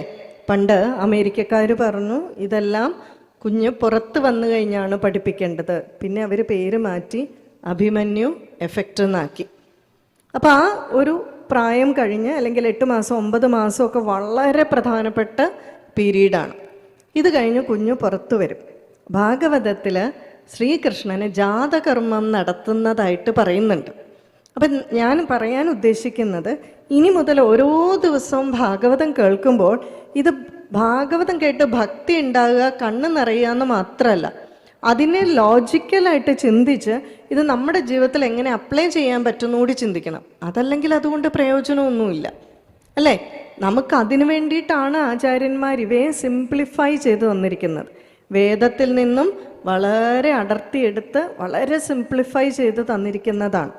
ഈ കുഞ്ഞുണ്ടായിക്കഴിഞ്ഞാൽ പിന്നെ എന്താ ചെയ്യുക? ആദ്യം ചെയ്യുന്നത് കുഞ്ഞിനെ കുളിപ്പിക്കുക പോലും ചെയ്യാതെ അച്ഛൻ കയ്യിലെടുത്ത് ചെവിയിൽ വേദോസി എന്ന ഒരു ജനറൽ നാമകരണം ചെയ്യും. നീ വേദമാകുന്നു. മുസ്ലിംസിന് ഇതുണ്ട്, കൽമ ചൊല്ലുന്നു എന്നോ എന്തോ പറയും. കുഞ്ഞുണ്ടായി കഴിഞ്ഞാൽ ഉടനെ എടുത്തിട്ട് നീ വേദമാകുന്നു ചെവിയിൽ ചൊല്ലുന്ന എന്തുകൊണ്ടാ? ഈ കുഞ്ഞിൻ്റെ ചെവി ഡെവലപ്ഡായി. നമ്മളുടെ ഓരോന്നും ആ ഓർഡറിലാണ് വരുന്നത്. അടുത്തത് നാമകരണം, ചോറൂണ്, ഇതെല്ലാം ഓർഡറില്ല. അല്ലാതെ ചുമ്മാ ഇങ്ങനെ എല്ലാം എടുത്ത് വെച്ചിട്ട് ഇങ്കി പിങ്കി പോങ്കി എന്ന് പറഞ്ഞ് ഇങ്ങനെയൊക്കെ കളിച്ചിട്ട് ആദ്യം ഈ ചടങ്ങ് നടത്താം, രണ്ടാമത് ഈ ചടങ്ങ് നടത്താം, ഇങ്ങനെയൊന്നും വെച്ചതല്ല ആചാര്യന്മാർ. ഇതിന് കൃത്യമായിട്ടുള്ള വ്യവസ്ഥയുണ്ട്, അതിന് പിന്നിൽ കൃത്യമായിട്ടുള്ള കാരണവുമുണ്ട്. പേരിടുമ്പോഴോ ആദ്യം വേദോസി എന്നൊക്കെ പേരിട്ടു. അത് കഴിഞ്ഞ് ആചാര്യന്മാർ പറയുന്നു ശ്രീകൃഷ്ണൻ്റെ അവതാര സമയത്തെ പ്രക്രിയകൾ നോക്കിയാൽ മതി. ശ്രീകൃഷ്ണന് 11-ാം ദിവസമൊന്നും നാമകരണം നടത്താൻ പറ്റിയില്ല. കാരണം എന്താണെന്ന് വെച്ചാൽ അവിടെ ആകെ പ്രശ്നമല്ലേ, കുഞ്ഞുണ്ടായി എന്നൊക്കെ അറിഞ്ഞാൽ. എന്നിട്ട് തന്നെ ഭഗവാൻ വന്നപ്പോൾ, ഗർഗമുനി വന്നപ്പോൾ നന്ദഗോപര് ചോദിക്കുന്നുണ്ട് കുഞ്ഞുങ്ങൾക്ക് പേരിടാവോ എന്ന്. അപ്പോൾ അവിടെ ഒരു പ്രശ്നമുണ്ട്. എന്താണെന്ന് വെച്ചാൽ ഗർഗമുനി ഗോപന്മാരുടെ മുനിയല്ല, യാദവന്മാരുടെയാണ്. അപ്പം എന്തിനാ ഇവിടെ വന്ന് പേരിട്ടതെന്ന് ചോദിക്കും. അതുകൊണ്ട് ആരും അറിയാതെ രാത്രിയിലാണ് കുട്ടികൾക്ക് പേരിട്ടത്. പക്ഷെ അവിടെയും കൃത്യമായിട്ട് നാമകരണം ചെയ്തതായിട്ട് പറയുന്നുണ്ട്. അതിനു മുമ്പ് ജാതകർമ്മം എന്ന് പറഞ്ഞാൽ ജാതകവുമായിട്ട് ഒരു ബന്ധവുമില്ല, ജനിച്ചാൽ ഉടൻ ചെയ്യുന്ന കർമ്മമാണ്. അതായത് നല്ല പരിശുദ്ധമായിട്ടുള്ള നെയ്യ്, പശുവിൻ്റെ ശുദ്ധമായിട്ടുള്ള നെയ്യെടുത്ത് കുഞ്ഞിന് കഴിക്കാൻ കൊടുക്കുക, അങ്ങനെയുള്ള ചില ചടങ്ങുകൾ, മന്ത്രം ചൊല്ലുക, ഇതൊക്കെയാണ് ജാതകർമ്മം. അപ്പം ഇതെല്ലാം പതുക്കെ പതുക്കെ ആ കുഞ്ഞിനെ ഡെവലപ്പ് ചെയ്തുകൊണ്ട് വരുന്നതാണ്.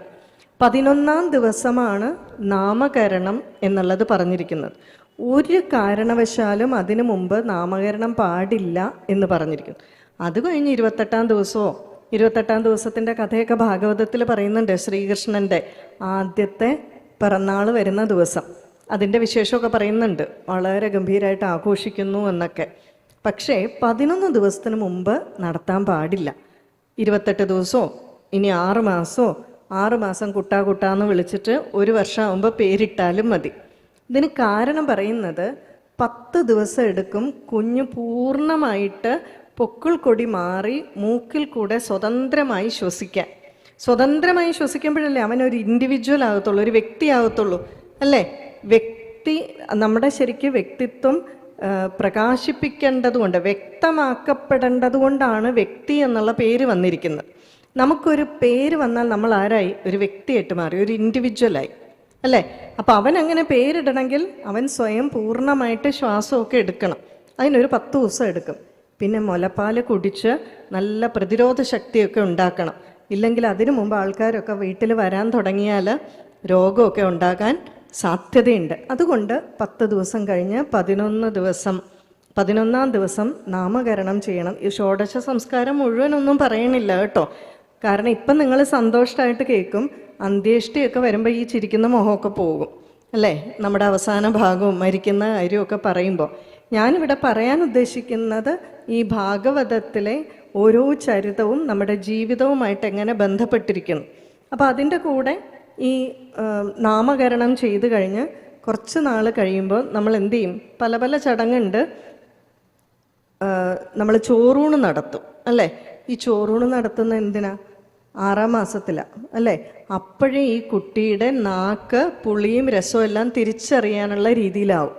അതുകൊണ്ടാണ് 6-ാം മാസം നടത്തുന്നത്. കാരണം ആ നാക്കിന് 2 ഫങ്ഷനാണ്, ഒന്ന് സംസാരിക്കുക, ഒന്ന് സ്വാദ് തിരിച്ചറിയാം. സംസാരിക്കുന്ന ഫങ്ഷൻ അതും കഴിഞ്ഞാണ് വരുന്നത്. അതുകൊണ്ടാണ് കുഞ്ഞിനെ സ്കൂളിൽ വിടാൻ പിന്നെയും താമസിക്കുന്നത്. എന്നാൽ കുഞ്ഞുണ്ടായി കഴിഞ്ഞാലുടൻ നമ്മൾ വിചാരിക്കും കുഞ്ഞ് നമ്മളെ കണ്ടിട്ടാ ചിരിക്കുന്നത്. ഉണ്ടായിക്കഴിഞ്ഞ് കുറച്ച് ദിവസം കുഞ്ഞിൻ്റെ കണ്ണ് ഒരു പാട പോലെയാണ്, നമ്മളെ ശരിക്കൊന്നും മനസ്സിലാവില്ല. പക്ഷെ നമ്മൾ ചെല്ലുമ്പം എന്നാ കുട്ടാന്നൊക്കെ ചോദിക്കുമ്പോൾ ചിരിക്കുന്നത് കുഞ്ഞിൻ്റെ ചെവി ഡെവലപ്ഡാണ്, വയറ്റിൽ കിടക്കുമ്പോൾ കേട്ട ശബ്ദമാണ്. അതുകൊണ്ടാണ് ഈ കുട്ടി ചിരിക്കുന്നത്. കിലുകിലുക്കനൊക്കെ വെച്ച് നമ്മൾ കളിപ്പിക്കില്ലേ, ഉമ്മ വെക്കുമ്പോൾ ചിരിക്കുന്നത് ത്വക്ക് ഡെവലപ്ഡായി. അതാണ് കൃത്യമായിട്ട് ഈ ആചരണ പദ്ധതികൾ ഇതുപോലെ കൊണ്ടുവന്നിരിക്കുന്നത്. അപ്പോൾ ആദ്യം തന്നെ മനസ്സിലാക്കേണ്ടത് ഭാഗവതമാണെങ്കിലും ഏത് പുരാണമാണെങ്കിലും ഇതിഹാസമാണെങ്കിലും ശരി നമുക്കുള്ള ജീവിത പദ്ധതിയാണ്. പക്ഷേ പുരാണം മനസ്സിലാക്കുമ്പോൾ കുറച്ച് കാര്യങ്ങളൊന്ന് ശ്രദ്ധിക്കണം. ഈ പുരാണം വായിക്കുമ്പോൾ നമ്മൾ കുട്ടികൾക്ക്, ഇപ്പോൾ ഉദാഹരണത്തിന് ധ്രുവചരിതം ഭാഗവതത്തിൽ വരുന്നുണ്ടല്ലോ, ഇത് പറഞ്ഞു കൊടുക്കാൻ പോവാണ്. ധ്രുവചരിതം പറഞ്ഞു കൊടുക്കുമ്പോൾ നമ്മളെല്ലാം പറഞ്ഞു കഴിയുമ്പോൾ നമ്മൾ പറയും ധ്രുവൻ 36,000 വർഷം രാജ്യം ഭരിച്ചു, അപ്പോഴേ കുഞ്ഞ് പറയും, എൻ്റെ അമ്മയും ഗുണ്ടൊന്നും അടിക്കാതെ 36,000 വർഷം ഒരാൾ രാജ്യം ഭരിക്കുകയെ, ഇതൊക്കെ എങ്ങനെയാ? ആചാര്യന്മാർ പറയുന്നു, പുരാണത്തിലെ തത്വത്തെ വളരെ ആഴത്തിൽ വേദത്തിൻ്റെ അടിസ്ഥാനത്തിൽ മനസ്സിലാക്കി മാത്രമേ വ്യാഖ്യാനിക്കാവൂ, ഇല്ലെങ്കിൽ തെറ്റുപറ്റും. കാരണം എന്താണെന്ന് വെച്ചാൽ ആചാര്യന്മാർ പലതും ഉപദേശിച്ചു കൊടുത്തിരിക്കുന്നത് അപ്പോൾ തൻ്റെ മുന്നിലുള്ള കുട്ടിയുടെ ഒരു മനോനില അനുസരിച്ചാണ്. ഇപ്പോൾ ഒരു 1-ാം ക്ലാസ്സിലോ 2-ാം ക്ലാസ്സിലോ ഉള്ള കുട്ടി വന്നിട്ട് എന്നോട് ചോദിക്കുകയാണ് എങ്ങനെയാണ് മഴ പെയ്യുന്നതെന്ന് ചോദിച്ചാൽ ഞാൻ പറയും വലിയൊരു ആന ആകാശത്തിൽ മേഘത്തിൻ്റെ ഇടയിൽ കയറി തുമ്പിക്കൈ നിറച്ച് വെള്ളം എടുത്തിട്ട് ഒഴിക്കുന്നതാണെന്ന് പറയും. 10-ാം ക്ലാസ്സിലെ കുട്ടി ചോദിച്ചാലോ നമ്മൾ വാട്ടർ സൈക്കിൾ മുഴുവൻ പറയും. അപ്പോൾ ആചാര്യന്മാർ അവരവരുടെ വിദ്യാർത്ഥികളുടെ ശിഷ്യന്മാരുടെ മനോനിലയ്ക്കനുസരിച്ചാണ് ഇത് വിവരിച്ചു കൊടുത്തിരിക്കുന്നത്. നമ്മളതിനെ ആ രീതിയിൽ ശരിയായ രീതിയിൽ മനസ്സിലാക്കണം. അപ്പോൾ എന്തുകൊണ്ടാണ് ധ്രുവൻ 36,000 വർഷം രാജ്യം ഭരിച്ചത്? ധ്രുവചരിതം നടക്കുന്ന എപ്പോഴാണ്? ധ്രുവചരിതം ഇപ്പം രാമായണം നോക്കിയാൽ ശരിക്കും പറഞ്ഞാൽ അതിൽ ത്രേതായുഗത്തിലെ കാര്യം മാത്രമേ ഉള്ളൂ. ഭാഗവതത്തിലോ 4 യുഗത്തിലെ കാര്യങ്ങളും പറയുന്നുണ്ട് അല്ലേ? കലിയുഗത്തിലെ കാര്യമാണെങ്കിൽ, അല്ലെങ്കിൽ ധ്രുവൻ്റെ ചരിതം കൃതയുഗത്തിലെ സത്യയുഗത്തിലെ ചരിതമാണ്. ദ്വാപര യുഗമുണ്ട്, ത്രേതായുഗമുണ്ട്, എല്ലാം പറയുന്നുണ്ട്. അപ്പോൾ സത്യയുഗത്തിൽ എങ്ങനെയായിരുന്നു ആ കാലഘട്ടം? ഇത് പറഞ്ഞാൽ നിങ്ങൾക്ക് എത്രമാത്രം നമ്മൾ വിശ്വസിക്കുമോ ഇല്ലയോ എന്ന് എനിക്കറിയില്ല. സത്യയുഗത്തിൽ അന്തരീക്ഷവും പഞ്ചഭൂതങ്ങളും വളരെ പരിശുദ്ധമായിരുന്നു. പഞ്ചഭൂതങ്ങൾ എന്ന് പറഞ്ഞാൽ എന്താ? ആകാശം, ഭൂമി, വായു, അഗ്നി, ജലം, ഇവയെല്ലാം വളരെ പരിശുദ്ധമായിരുന്നത് കൊണ്ട് അവ ഉണ്ടെങ്കിൽ തന്നെ, അവ നമ്മളിലേക്ക് പ്രവേശിച്ചാൽ തന്നെ ജീവൻ നിലനിൽക്കുമായിരുന്നു.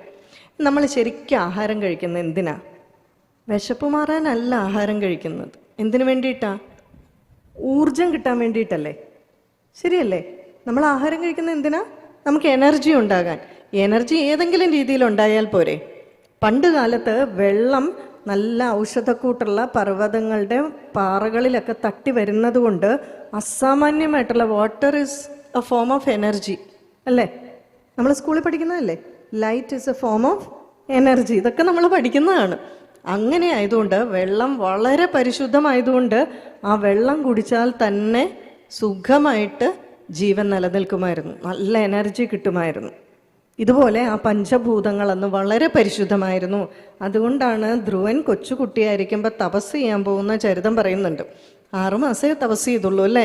6 മാസം തപസ് ചെയ്തപ്പോഴേക്കും ഭഗവത് സാക്ഷാത്കാരമുണ്ടായി. അതിലെങ്ങനെയാ പറയുക? ആദ്യത്തെ മാസം വെറുതെ ഈ ഉണങ്ങിയ പഴങ്ങളും ഒക്കെ കഴിച്ചു ജീവിച്ചു. അത് കഴിഞ്ഞപ്പോൾ ഉണങ്ങിയ ഇലകളായി. കുറച്ച് കഴിഞ്ഞപ്പോഴത്തേക്കും അതും എല്ലാം നിർത്തി വെള്ളം മാത്രമായി. കുറച്ച് കഴിഞ്ഞപ്പം വെള്ളവും ഇല്ലാതെയായി, ശ്വാസം മാത്രം എടുക്കാൻ തുടങ്ങി. ഏറ്റവും അവസാനമായപ്പം പ്രാണനിരോധം ചെയ്തുകൊണ്ട് തപസ് ചെയ്തു അല്ലേ? അപ്പം നമ്മുടെ കുട്ടികൾ ചോദിക്കും, അതെങ്ങനെയാ ശ്വാസം എടുക്കാതെ ജീവിക്കാൻ പറ്റുക? ഇനി അതിൽ വേറൊരു കാര്യം കൂടെ പറയുന്നുണ്ട്.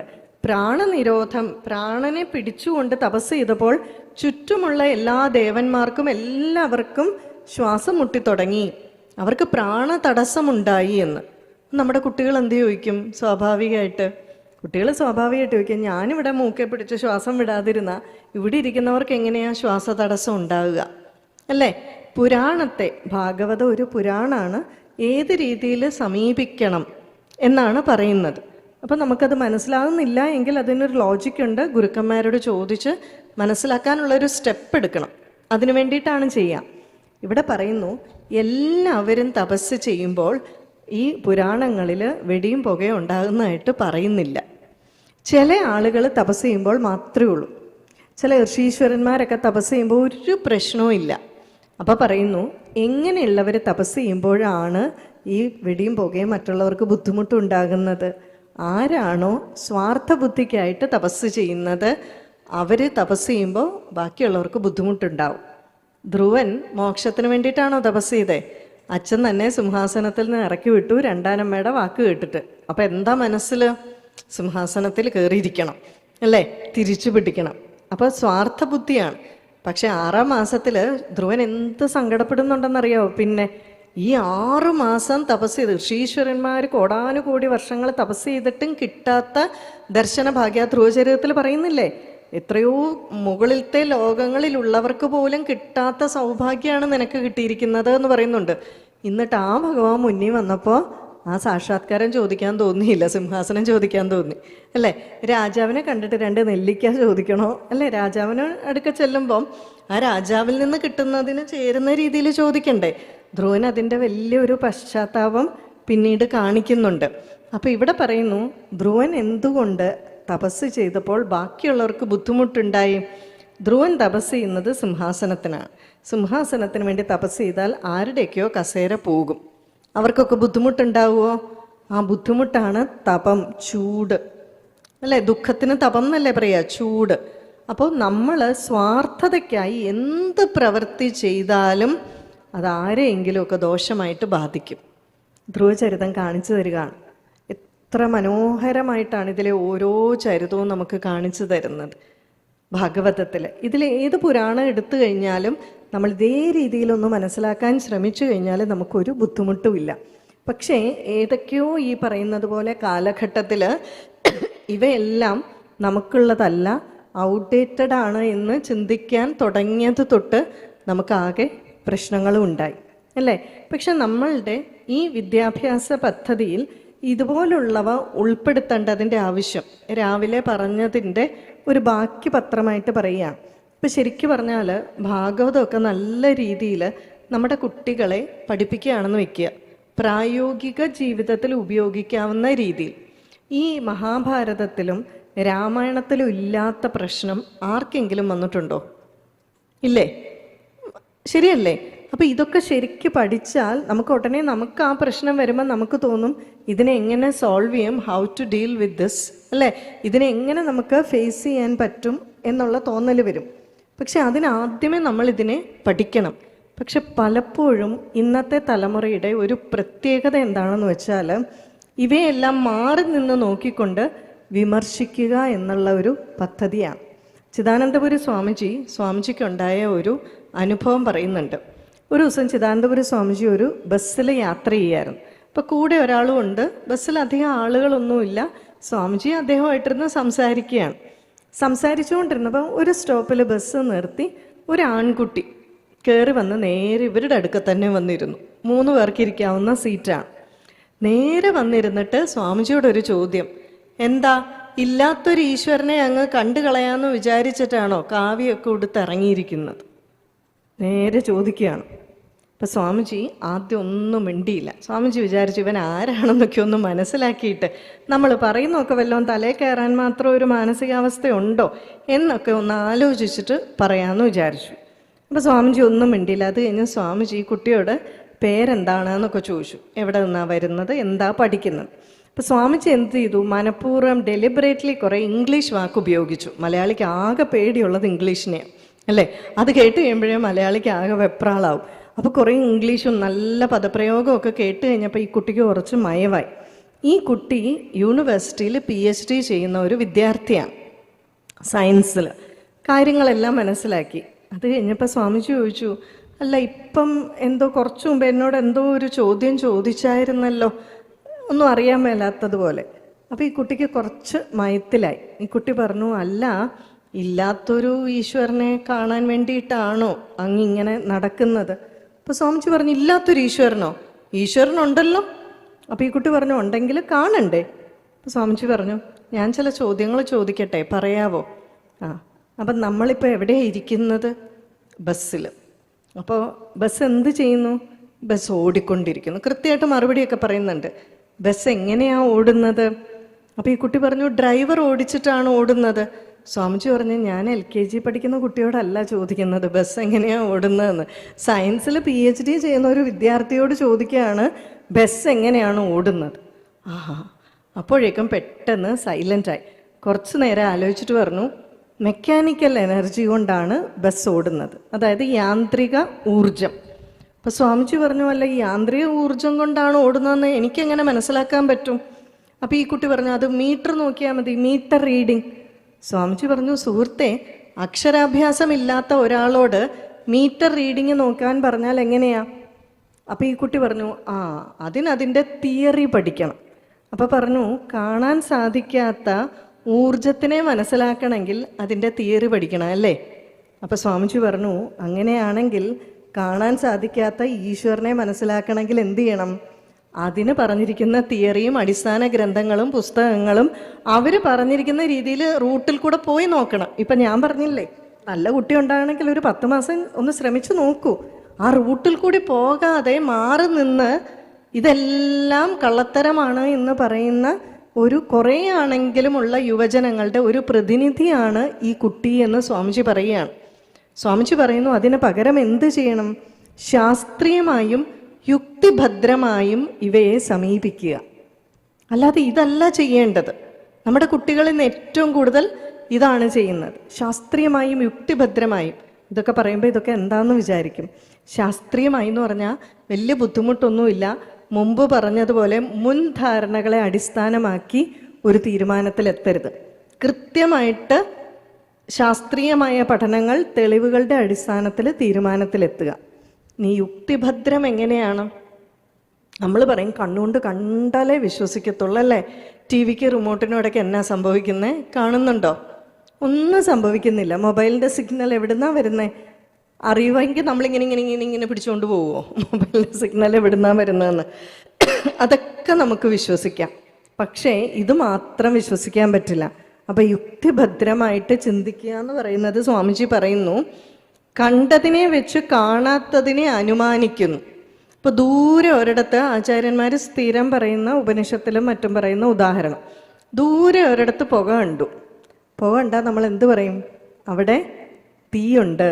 ഇവിടെ കാണുന്ന എന്താ? പുകയാണ്. തീ കാണുന്നുണ്ടോ? ഇല്ല. കണ്ടതിനെ വെച്ച് കാണാത്തതിനെ അനുമാനിക്കുന്നു. പുകയുണ്ടെങ്കിൽ അവിടെ എന്തുണ്ട്? ഉറപ്പായിട്ട് തീയുണ്ട്. അതുപോലെ ഈ പ്രപഞ്ചവും ഈ ഭൂമിയും ചരാചരങ്ങളുമൊക്കെ ഉണ്ടെങ്കിൽ എന്താണ്?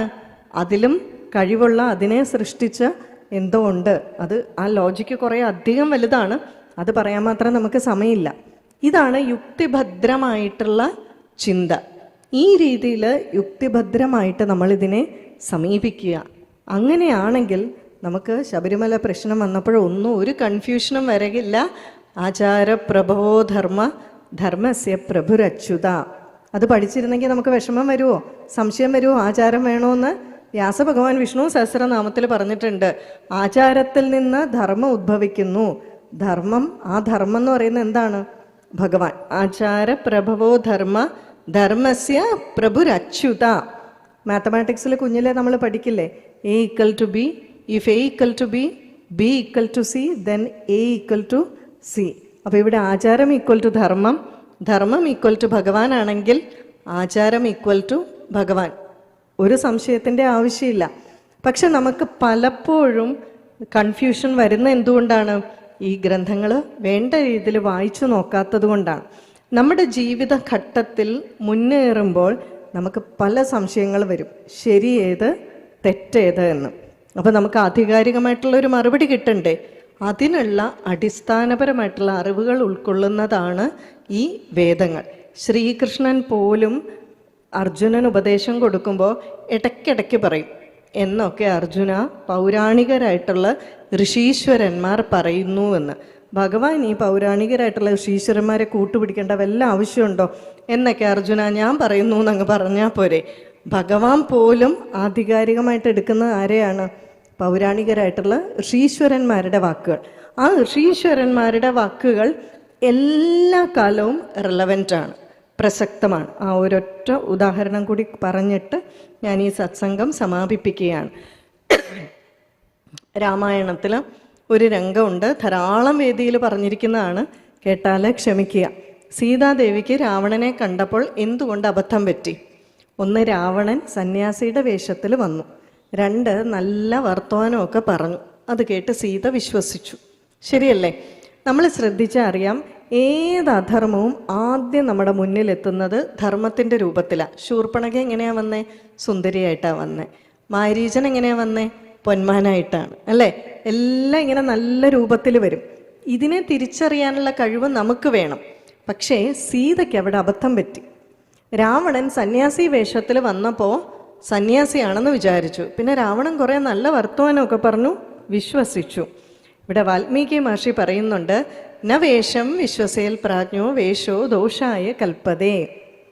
എങ്ങനെയുള്ള പുരുഷനെ വിശ്വസിക്കണം എന്ന് പറഞ്ഞിരിക്കുകയാണ്. ഇത് ഇന്നത്തെ ദിവസം, ഇന്നത്ര ഡിസംബർ 22 അല്ലെ, ത്രേതായുഗത്തിൽ വാൽമീകി മഹർഷി പറഞ്ഞത് ഡിസംബർ 22 പ്രാക്ടിക്കബിൾ ആണോ, പ്രാക്ടിക്കലായിട്ട് നമുക്ക് പ്രായോഗികമാണോ എന്ന് നോക്കാം.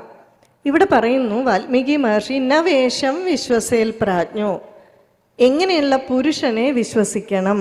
ഒന്ന്, അവൻ്റെ വേഷം കണ്ട് വിശ്വസിക്കരുത്. നല്ല ബ്രാൻഡഡ് സ്യൂട്ടും കോട്ടും ഒക്കെ ഇട്ട് വരും, ഓടി കാറിലും ബെൻസിലും ഒക്കെ വരും, ഇതൊന്നും കണ്ട് വിശ്വസിക്കരുത്. ഇന്ന് അങ്ങനെയൊക്കെയല്ലേ, ഫേസ്ബുക്കിലും ഇൻസ്റ്റയിലും ഒക്കെ പോസ്റ്റും ഒക്കെ കണ്ട് അടുത്ത ദിവസം അങ്ങ് പോകും കൂടെ. അവിടെ ചെല്ലുമ്പോഴാണ് ഇതൊന്നും അല്ല സംഭവം എന്ന് മനസ്സിലാവുന്നത്. അപ്പോൾ ഇവിടെ വാൽമീകി മഹർഷി കൃത്യമായിട്ട് പറയുകയാണ്. ഇനി ഇവിടെ ഇരിക്കുന്ന പുരുഷന്മാർക്ക് വിഷമമൊന്നും തോന്നണ്ട കേട്ടോ, സീതാദേവിക്ക് അബദ്ധം പറ്റിയത് കൊണ്ടാണ് പറയുന്നത്. അപ്പം നിങ്ങൾ തിരിച്ചെന്ത് ചെയ്തോണം, നല്ല സുന്ദരിയായിട്ട് അണിഞ്ഞൊരുങ്ങി പെണ്ണുങ്ങളൊന്നും വന്നാൽ പുരുഷന്മാരാരും വിശ്വസിക്കരുത്, ഇല്ലേ ഇവിടുന്ന് പോകുമ്പം ഇനി എന്നോട് വിഷമമൊന്നും തോന്നരുത്. അടുത്തത് പറഞ്ഞിരിക്കുകയാണ് വാൽമീകി മഹർഷി, എങ്ങനെയുള്ള പുരുഷനെ വിശ്വസിക്കണം. ഒരിക്കലും അവൻ്റെ ഭാഷണം കേട്ട് വിശ്വസിക്കരുത്. നല്ല പോലെ സോപ്പിട്ടൊക്കെ വർത്തമാനം പറയും. നമ്മൾ ഇന്ന് അതിന് പറയുന്ന പേരാണ് ചാറ്റിംഗ്, അല്ലേ? ചാറ്റിംഗ്. ഇതെല്ലാം കേട്ട് വിശ്വസിക്കരുത്. വാൽമീകി മഹർഷി പറയുന്നു, മറിച്ച് എന്ത് ചെയ്യണം, അവൻ്റെ മനസ്സ് മനസ്സിലാക്കണം. അതിനിച്ചിരി സമയമെടുക്കും, അല്ലേ? മനസ്സ് മനസ്സിലാക്കാൻ കുറച്ച് സമയമെടുക്കും, ഇല്ലെങ്കിൽ അബദ്ധം പറ്റും. ഇതിന്ന് ആപ്ലിക്കബിൾ ആണോ, അല്ലേ? അപ്പോൾ എങ്ങനെയാണ് രാമായണം ഔട്ട്ഡേറ്റഡ് ആവുന്നത്? ഇന്നല്ല, കലിയുഗത്തിൻ്റെ അവസാന ദിവസവും ഇത് ആപ്ലിക്കബിൾ ആണ്. അത് കഴിഞ്ഞുള്ള ചതുർയുഗം വന്നാലും ആപ്ലിക്കബിൾ ആണ്. ഇതുകൊണ്ടാണ് നമ്മളുടെ ധർമ്മം സനാതനമാണ് എന്ന് പറയുന്നത്. എന്നും നിലനിൽക്കുന്നത്, എന്നും തനമായി നിൽക്കുന്നത്, പുതുമയുള്ളത്, എന്ന് കേട്ടാലും പുതിയതായിട്ട് തോന്നും. ഔട്ട്ഡേറ്റഡ് അല്ല. അല്ലാതെ ചുമ്മാ നമ്മളെ സുഖിപ്പിക്കാൻ വേണ്ടി ആചാര്യന്മാർ പറഞ്ഞതല്ല ഇതെന്ന് നിലനിൽക്കുന്നതാണ് എന്ന്. അവർക്ക് ഉറപ്പുണ്ട്, ഏത് കാലഘട്ടത്തിലും എടുത്ത് വീശാൻ പറ്റുന്ന ആശയങ്ങളാണ് ഇവയിലുള്ളത്. ഇത്രമാത്രം സമൃദ്ധമായിട്ടുള്ള അമൃത് നമ്മുടെ കയ്യിലുള്ളപ്പോഴാണ് ഇതെല്ലാം മറന്നു വെച്ചിട്ട് നമ്മൾ ഈ പാശ്ചാത്യ തരത്തിലുള്ള വിദ്യാഭ്യാസത്തിനെ മാത്രം, അത് വേണ്ടാന്ന് പറയുന്നില്ല, ജീവിക്കാൻ അത് വേണം, അല്ലേ? ഇപ്പം ഞാനാണെങ്കിലും കോളേജിൽ പഠിപ്പിക്കുന്നത് ഇത് മുഴുവനാണ്, സെയിൽസും മാർക്കറ്റിങ്ങും അഡ്വർടൈസ്മെൻറ്റും ഇതൊക്കെയാണ് പഠിപ്പിക്കുന്നത്. പക്ഷേ അതെന്തിനാണ്? ജീവിക്കാൻ വേണ്ടിയുള്ളത്. ജീവിതത്തെ പറ്റിയുള്ള പഠനം അതല്ല, 50-50 ആയിരിക്കണം. അതുകൊണ്ട് തന്നെ നിങ്ങളുടെ കുട്ടികൾ കുറേ വിദ്യാഭ്യാസമൊക്കെ ആയി കഴിയുമ്പോൾ, എൻ്റെ അച്ഛനും അമ്മയും 10ാം ക്ലാസ്സും ഗുസ്തിയാണ്, വിവരമില്ല എന്ന് പറഞ്ഞാൽ ഉടനെ അത് കേട്ട് വിശ്വസിച്ചേക്കരുത്. മറിച്ച് എന്താണ് അവർക്ക് കിട്ടിയിരിക്കുന്നത്? ജോലി കിട്ടാനുള്ള വിദ്യാഭ്യാസമാണ്. ജീവിക്കാനുള്ള വിദ്യാഭ്യാസം കിട്ടണമെങ്കിൽ ഒരു 10-20 ഓണം കൂടുതൽ ഉണ്ണണം. അതുകൊണ്ട് നമ്മുടെ കുട്ടികളെ ആദ്യം ചെയ്യേണ്ടത്, എങ്ങനെയുള്ള പുരുഷനെ വിശ്വസിക്കണമെന്ന് ഒരു കുട്ടി വയസ്സാം കാലത്ത് കേട്ടാൽ, ഒരു അമ്മൂമ്മ ഇരുന്ന് കേട്ടാൽ എങ്ങനെ അപ്ലൈ ചെയ്യാൻ പറ്റും? പലരും എന്നോട് പറയാറുണ്ട്, റിട്ടയർമെൻറ്റിന് ശേഷം വേണം രാമായണവും ഭാഗവതവും ഒക്കെ പഠിക്കാൻ. ആ റിട്ടയർമെൻറ്റിന് ശേഷം ഒരു പെൺകുട്ടി എങ്ങനെയുള്ള പുരുഷനെ വിശ്വസിക്കണമെന്ന് പഠിച്ചിട്ട് എന്താ പ്രയോജനം?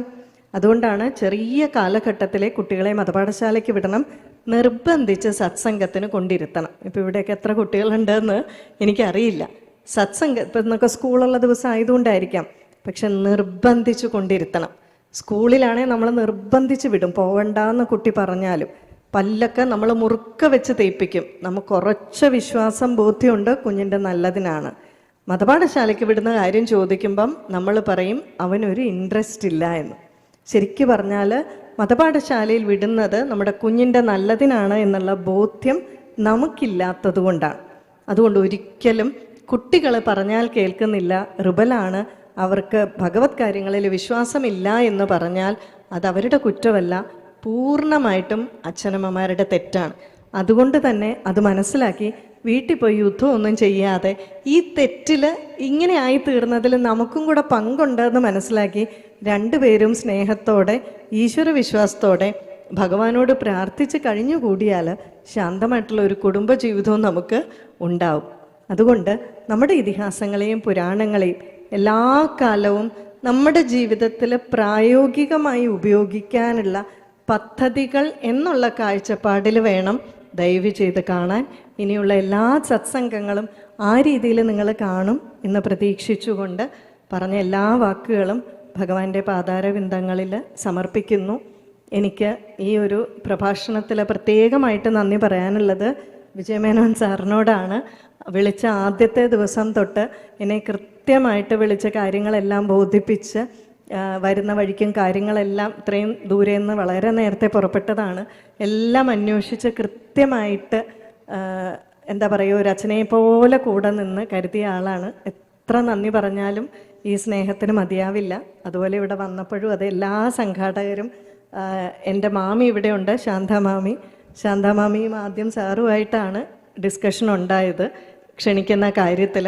എത്ര പേരോട് നന്ദി പറഞ്ഞാൽ മതിയാവുമെന്നറിയില്ല. സ്വാമിജിയെ കണ്ടു, നമസ്കരിക്കാൻ പറ്റി. ഗുരുക്കന്മാരുടെയും അച്ഛനമ്മമാരുടെ അനുഗ്രഹം കൊണ്ടാണ് ഇതെല്ലാം സിദ്ധിക്കുന്നതെന്ന് ഞാൻ പൂർണ്ണമായിട്ട് വിശ്വസിക്കുന്നു. എന്നെ ക്ഷമയോടെ, നല്ല ഉറക്കം വരുന്ന സമയമാണെന്ന് എനിക്കറിയാം, പായസമൊക്കെ കുടിച്ച് നല്ല മോരും ചാപ്പാടും ഒക്കെ കഴിച്ചിട്ട് കുറേ പേരൊക്കെ ഉറങ്ങുന്നുണ്ട്. എങ്കിൽ പോലും എന്നെ കേട്ടിരുന്ന നിങ്ങളുടെ സഹനശക്തിയെ ഞാൻ നമസ്കരിക്കുന്നു. എല്ലാവർക്കും നമസ്കാരം.